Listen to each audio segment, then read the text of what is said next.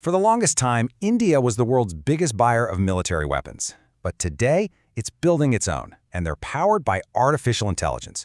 We're going to break down this incredible strategic shift from buyer to builder, and what it all means for the future of warfare.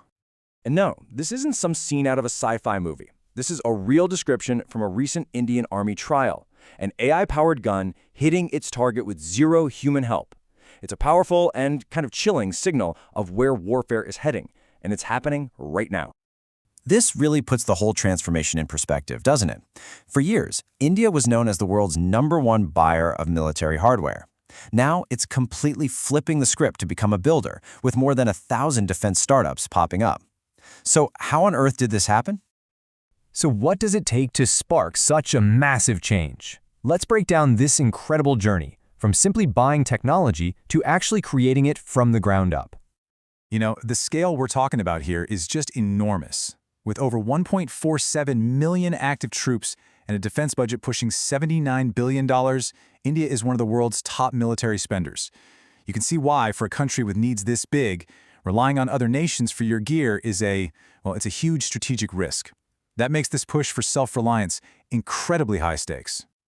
Okay, so a revolution like this doesn't just happen by accident, right? It's actually being fueled by a brand new ecosystem, one that's designed to create innovation right from the very beginning. It was really a perfect storm, driven by three key things. First, you've got a major push from the government with programs like IDEX, which is short for Innovations for Defense Excellence. It basically connects the military's problems directly with startups that can solve them. Second, there are urgent geopolitical needs, like growing tensions on the borders. And third, you have investors who are suddenly very confident about pouring money into this huge opening market. And the money is definitely following the mission. So far, Indian defense tech startups have raised over $432 million. And get this, most of that funding has flooded in just since 2024. This capital is the fuel that's building the next generation of Indian defense. All right, so we've got the policy, we've got the money, but what are these startups actually building?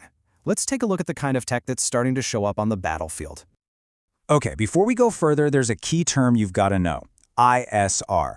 It stands for Intelligence, Surveillance, and Reconnaissance. Basically, it's all about using tech to see and understand the battlefield so you can act faster and smarter than your opponent. And in India's defense AI scene, ISR is where the magic is really happening. And what's so cool is the sheer diversity of what's being created.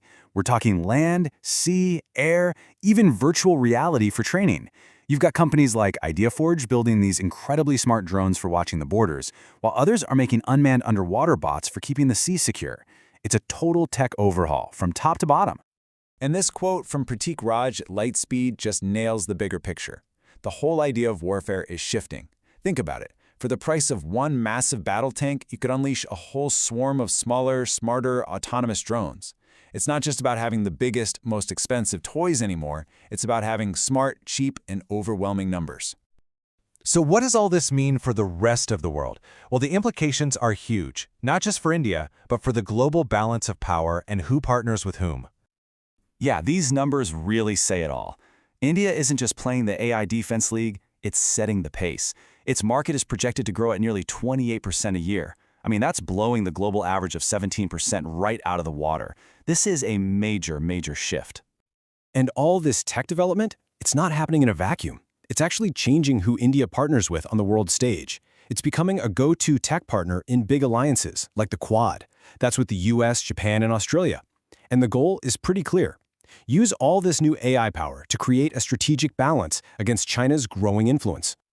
But of course, a road this ambitious is never going to be perfectly smooth. The journey ahead is filled with some pretty big challenges and some really complex questions. So what are the real risks here? What are the potential roadblocks that could slow this whole thing down? Well, experts are pointing to a few really big ones. Maybe the biggest is what they call compute vulnerability. Basically, India still relies heavily on foreign countries for the advanced AI chips that make all this work. Then you have practical problems. Like, how do you get brand new AI tech to work with 30-year-old equipment? And of course, there are the deep ethical debates about so-called killer robots or laws. All right, let's bring it all home. Here are the key things you need to remember. First, the great shift. India is going from the world's top arms buyer to a major defense tech builder. Second, this is all being powered by a new ecosystem of government support, investor cash, and over 1,000 startups. Third, AI is at the absolute center of this, changing everything from drones to surveillance. And finally, this isn't just a local story. It's having a massive global impact, shaking up alliances and the entire tech power game. And that leaves us with one final and pretty heavy question to think about. As the machines we send into battle get smarter, faster, and more autonomous, we really have to ask ourselves who or what is ultimately in command. Hey, if you enjoyed this explainer and got something out of it, make sure to subscribe for more deep dives into the big topics that are shaping our world. Thanks for watching.